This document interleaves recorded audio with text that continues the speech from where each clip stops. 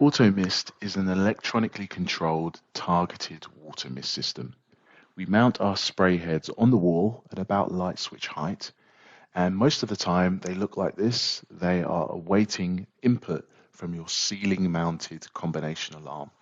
When this happens, the unit jumps to life. It starts scanning the room back and forth through 180 degrees, and when we identified an area as a hot spot, we produce a blade of water mist right into the seat of the fire to address it.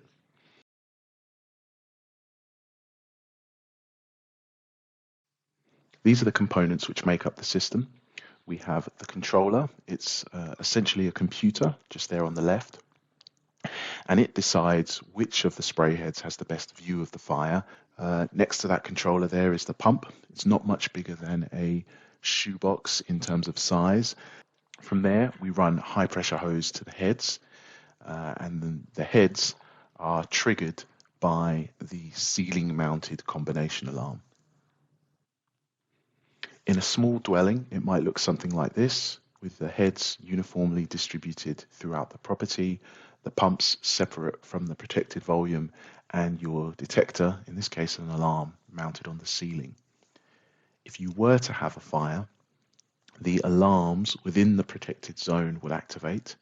They would send a message to the heads in that space, and those heads would jump to life and start scanning the room back and forth through 180 degrees.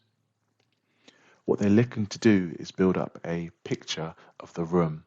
On the left there you can see what is visible to the naked eye, and on the right you can see how that might be interpreted by our infrared sensor. It's actually quite straightforward to address, to find the location of the fire, because all of that heat builds up directly above and spreads out across the ceiling.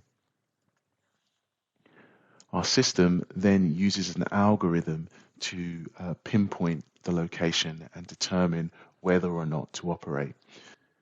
And we deploy all of the water directly into the base of the fire in order to address it.